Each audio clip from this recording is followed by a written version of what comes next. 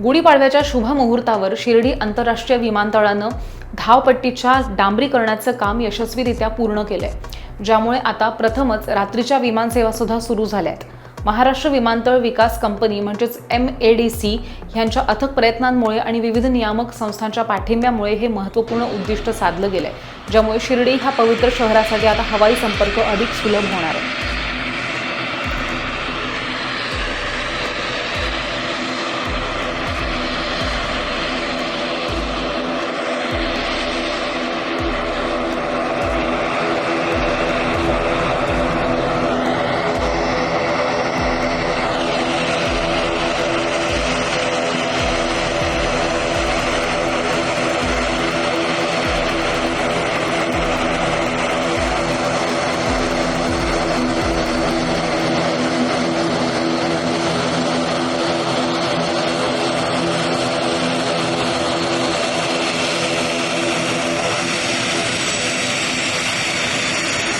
मी सर्वात प्रथम आभार मानतो देशाचे प्रधानमंत्री माननीय नरेंद्र मोदी साहेबांचे.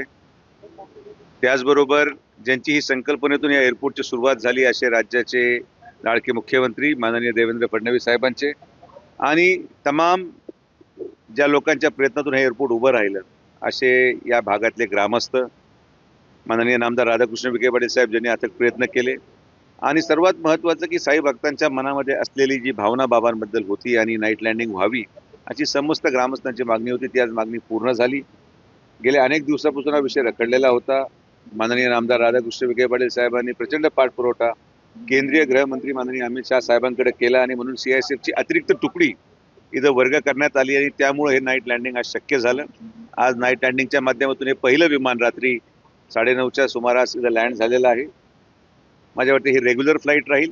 दिल्लीची एक ट्रायल फ्लाईट 11:30 वाजेची आहे, ती आता थोडंसं टेक्निकल स्नॅगमुळे थांबली, तर दिल्लीची नाईट लँडिंग पण आता लवकरात लवकर सुरू होईल आणि असं वाटतं की येणाऱ्या कालावधीमध्ये जवळपास 5 ते 10 विमानं रात्री येतील आणि एक शिर्डीच्या अर्थव्यवस्थेला मोठ्या प्रमाणात आधार मिळण्याचं काम या नाईट लँडिंगमुळे होईल, याचा मला विशेष आनंद वाटतो. आज इंडिगोचं ATR विमान आहे जे हैदराबादहून शिर्डीचं या ठिकाणी लँड झालंय. येताना जवळपास 60 पॅसेंजर झाले, जाताना 76 पॅसेंजर जाणार आहेत आणि हेच माझं जी मागणी होती की जर दर्शन व्यवस्था ही आता पहाटेची झाली तर नाईट लँडिंगमध्ये येणारे अनेक, कारण की बहुतांश मला असं वाटतं की विमानद्वारे येणारे लोक हे पेड पासवालेच असू शकतात, कारण की अर्थकारणात दृष्टिकोनावर पाहिलं तर हे लोक जे रात्री येतील त्यांना सकाळी पेड पासमध्ये सकाळी पहाटे दर्शन करतील आणि परत ते विमानाने जाऊ शकतात. आणि म्हणून हा जो समतोल आहे, हे जे काही कोऑर्डिनेशन आहे, हे संस्थान आणि एअरपोर्ट अथॉरिटीमध्ये करून द्यायची जबाबदारी आमची आहे आणि मला विश्वास आहे की साईबाबा संस्थान विश्वस्त व्यवस्था पहाटेच्या VIP दर्शनचं मी सुचवलेला मार्ग निश्चित अभ्यास करून स्वीकारतील. विमानतळ महाराष्ट्र शासनाकडे आहे, मात्र इंटरनॅशनल नाव देऊ नाईट लँडिंगचं स्वप्न पूर्ण झालं. आता आंतरराष्ट्रीय विमान, आंतरराष्ट्रीय विमानाचं स्वप्न देखील माननीय मुख्यमंत्री फडणवीस साहेबांच्या माध्यमातून पूर्ण होईल, कारण की 560 कोटी रुपयाचा नवा विमानतळाचा प्रकल्प आपण शेजारी पाहतात सुरू झालेला आहे. मेगा इंजिनिअरिंग म्हणून या कंपनीला त्याचा कॉन्ट्रॅक्ट देण्यात आलेला आहे आणि जेव्हा त्याला जवळपास डिझाईन आपण पाहिलं तर त्याला एरो ब्रिजेस आहेत.